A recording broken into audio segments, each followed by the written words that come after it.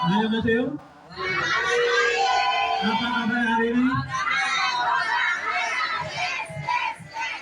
Terima kasih. Pagi ini saya coba ingin berbagi pengalaman.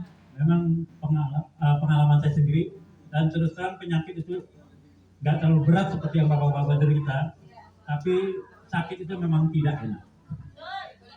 Terus terang saya pertama ucapkan terima kasih kepada orang yang telah menunjukkan KHL, ya kan? Itu juga pun saya dapat karena saya merasa nggak enak badannya setiap malam saya buang-buang air kecil, ya kan? Biasa-biasa setiap malam kaki saya keram, kadang di betis, kadang di paha, kadang kiri kanan. Itu yang bikin sakit, bikin kita mantel, ya kan? Akhirnya di bulan puasa tahun kemarin, puasa ketiga, saya berkenal dengan Pak Edi, karena sebelumnya juga di klinik sudah bilang, Bapak sebetulnya harus dirujuk untuk terapi di rumah sakit. Makanya saya pikir, wah ini kayaknya mungkin ada yang gratis. Bila mungkin Tuhan sudah kasih saya petunjuk, ya. Akhirnya ada orang kenalin saya ke Pak Edi. Pak Edi itu suami Uci yang udah sini lagi, ya. Dikenalkan untuk KHL, saya nggak pakai ini lagi, nolak lagi, udah saya pasti kesini. Dan saya yakin pasti bisa sembuh, karena ini petunjuk dari yang di atas. Nah, itu awalnya saya ke KHL. Nah, sekarang saya jelaskan, sebelumnya lupa perkenal, ya. Nama saya Demi. Halo, terima kasih. Alamat saya di Pisangan Lama 3, Cipinang Kebumen. Umur saya 62 tahun besok. Oh, sama dengan saya. Oh, sama dong Maret. Dalam bahasa. Sama Maret sama saya. 14 Maret ya. Nah, nanti Maret. Masih jauh. Nah, penyakit saya itu setelah saya deteksi sendiri dari atas sampai ke bawah, itu ada ternyata banyak. Pertama, saya punya vertigo. Vertigo ini kadang-kadang kumat itu malam-malam, ya kan, maghrib malam. Pokoknya kalau udah kumat tuh ampun. Pusingnya benar-benar, kita merem masih muter, kita mulai muter, ya kan. Itu harus muntah dulu, muntah berkali-kali sampai berember-ember sampai habis, baru itu enakan, ya kan? Nah, setelah tadinya saya nggak laporan tuh waktu saya kesini daftar bahwa saya punya ini, ya, ada vertigo. Tapi begitu pas saya terapi di sini berapa minggu gitu, baru saya kasih ke Bu Linda, ya kan? Ini loh Bu, saya penyakit saya di atas di bawah ini, ya kan? Nah, setelah saya terapi di sini, itu vertigo saya hilang, udah nggak pernah kambuh lagi, ya kan? Sebelumnya saya kemana-mana selalu bawa obat generik untuk kalau pusing saya minum, kan? Nah, karena gini, begitu kita berasa pusing, ya, itu saya tahu, wah ini vertigo, oh ini pusing biasa, gitu, kan? Pusing nggak punya duit atau pusing vertigo, kan? Nah, setelah ini saya udah nggak minum obat lagi, tapi ada pesan dari Bu Linda yang selalu saya ingat, biarpun kita udah nggak pernah kambuh vertigo, sebelum keluar cairan dari kuping, itu berarti belum total sembuh. Ya kan? Nah, itu yang saya selalu ingat. Jadi saya terus terapi. Kemudian ke bawah lagi saya punya yang namanya tenggorokan. Ya kan? Bukan tiroid. Jadi kalau pagi itu benar-benar kayak kita tuh kayak nggak ada air gitu, kering banget gitu kan? Ya kan? Nggak bisa ini. Tapi setelah kesini udah lumayan itu. Ya kan? Terus juga kadang-kadang kalau kita nguap kegedean itu, wah gitu kan, atau ketawa itu langsung kayak kaku di sini, nggak bisa ketutup. Kita mesti konsentrasi pelan-pelan baru bisa hilang, ya kan? Tapi setelah di sini kayaknya udah nggak pernah kambuh lagi. Ya kan? Kemudian saya juga punya yang namanya sesek dadanya, ya kan? Saya nggak tahu apa keturunan juga, bapak saya juga punya sesek, tapi nggak ada bengek, nggak ada asma. Cuman saya berpikir lagi, ini cuma gara-gara mungkin saya ngerokok.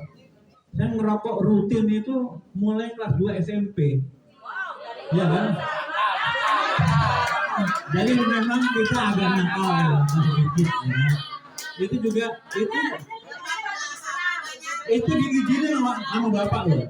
Karena pada tahun itu lagi yang namanya ganja, narkotika lagi kambuh. Daripada anak saya kena narkoba, biarin aja dia merokok. Ya akhirnya saya dikasih rokok.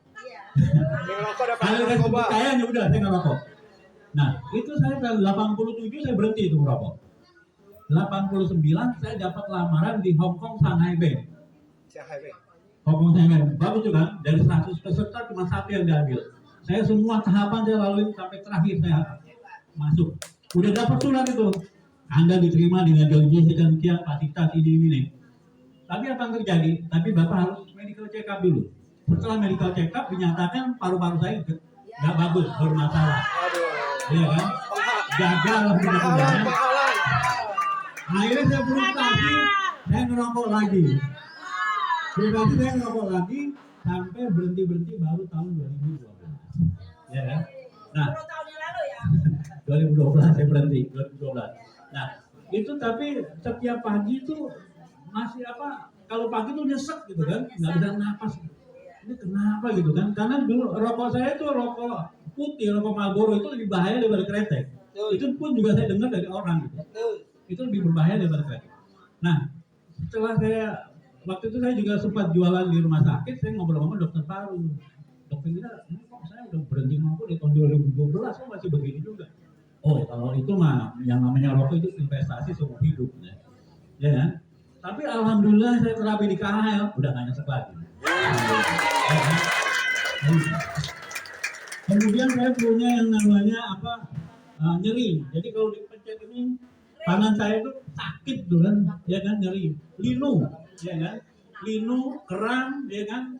Nyeri sendi segala macam itu segala macam ya. Setelah terapi di sini linunya udah mulai hilang. Keramnya juga udah, tapi keram yang di bagian kaki ini kadang-kadang kaki jempol begini aja nih, langsung nutup, ya kan? Itu masih. Tapi kalau keram di paha apa segala macam udah sama sekali udah nggak pernah lagi saya dapat keram. Ya. Kemudian saya juga ini juga sebetulnya nggak terlalu saya peduliin, cuman karena Bu Lilia juga pernah ngasih presentasi ini dan saya kok sujud lutut tapi nggak sakit, cuma bunyinya aja leduk. Sama. Bunyi benar sama-sama. Ya ya. Itu juga termasuk penyakit Bu Lilia ini. Kita kurang cair itu, kurang cair, Ya, kan? kurang minum. Nah, akhirnya tapi sekarang belum, kalau itu sekarang belum masih yang ini kan. Kemudian saya juga punya saraf kejepit, ya kan? Saraf kejepit ini awalnya juga tadinya juga apa ya? Saya juga nggak ngerti gitu kenapa kok pinggang saya suka sakit, ya saya urut-urut aja kan. Terakhir itu benar-benar sakit sekali, saya ke dokter, dirujuk ke Omni Batavia. Di Omni dokter sebut angkat kaki ini teman, wah ini bapak suspek saraf kejepit. Tetapi bapak harus ke MRI. Berhubung kita peserta BPJS, kita antri kan, dapat 2 minggu lagi. Sementara ini udah sakitnya udah hampir, ya kan, udah nggak tahan, sakit banget, ya kan. Kita boncengan naik motor aja ketemu polisi tidur, ya kan, padahal udah pelan tuh, ya kan, benar-benar kagak enak. Akhirnya saya malam-malam, aduh gimana sakitnya, ya, nggak bisa tidur kan. Saya telepon tadi saya, ini gimana nih, kok sakit banget. Ya udah, datang ke rumah.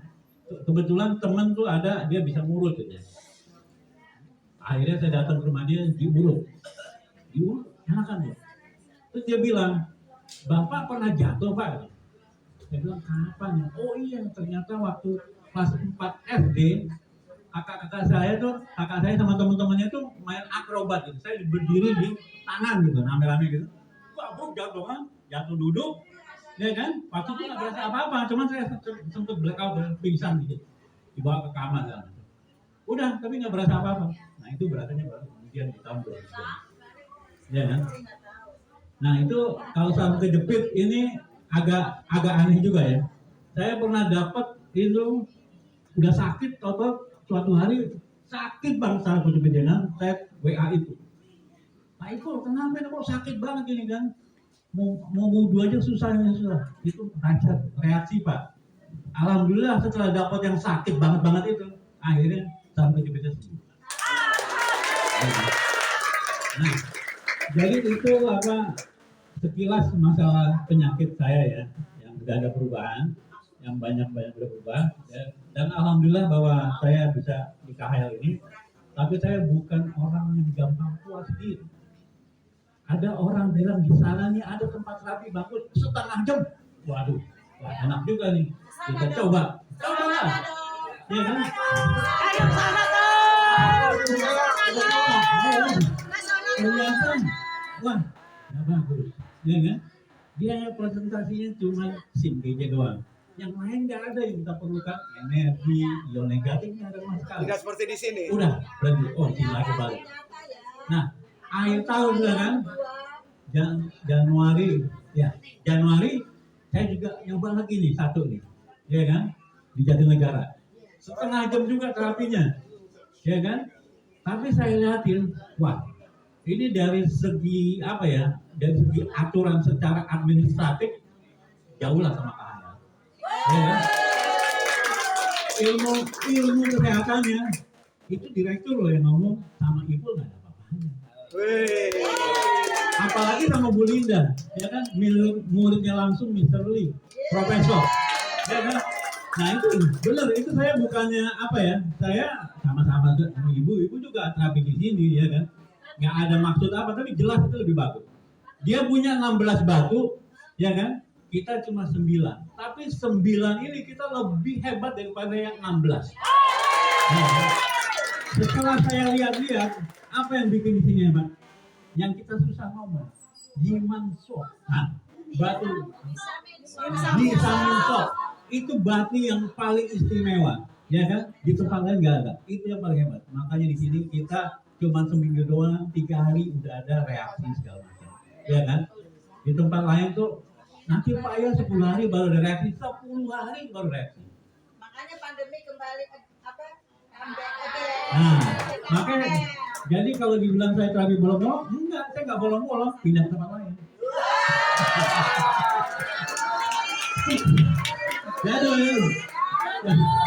Jadi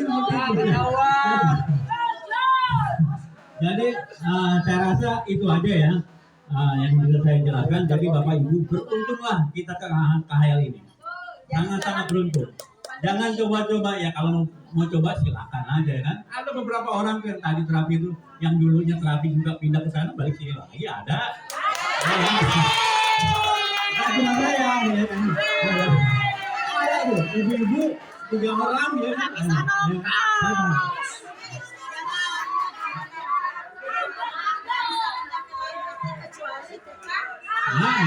itu satu. Kedua, artinya Tuhan sudah kasih tunjuk ke sini gitu. Kok saya masih bandel gitu. Tuhan kan sudah kasih tunjuk ke saya. Waktu saya setiap malam tuh apa, buang-buang air, keram gitu kan, saya udah desperate ya, udah putus asa gimana. Akhirnya saya sholat tahajud, ya kan. Saya sholat tahajud segala macam, tiba-tiba diarahkan ke sini. Ya kan? Jadi istilahnya udah di sini, udah tempatnya gitu. Ya kan? Ya kan? Itu bagus. Dan satu lagi, saya ini kadang-kadang orang suka ngomong sama saya, ya kan, suka ngomong sama saya, saya beli ini nggak ada gunanya. Ternyata di sini Bapak Ibu banyak yang tidak tahu cara pemakaian alat. Jadi saran saya, yang punya alat tuh ngomonglah sama Bu Linda, sama ini, bagaimana cara makainya. Sabuk di pinggang ada, enggak, bisa macam-macam. Ya contoh nih, anak saya kan kalau main tuh mampu melintir-melintir kan. Saya ke tempat Buti pinjam batu, saya rebusin air, nih minum air. Hilang besoknya, kamu kemana, ke kantor? Loh, bukan sakit, udah sembuh lagi. Oh. Ya, jadi kayak gitu. Jadi pokoknya kalau dia udah mau main sakit, pasti dibilang, Pak, batu dong, pinjemin batu Pak. Iya, kalau mau muncul ke Buti pinjam batu, kayak gitu. Ya, jadi begitu. Jadi bapak-bapak, ibu-ibu yang sudah punya alat itu beruntung ya. Kita manfaatkan semaksimal mungkin, ya kan? Yang nggak ngerti ditanya gitu, ya kan, ditanya sama taburi gimana cara makainya gitu. Ya, oke, saya rasa itu aja dari saya. Terima kasih telah memberikan waktu pada saya. Semoga kita semua bisa sehat kembali. Amin. Assalamualaikum warahmatullahi wabarakatuh.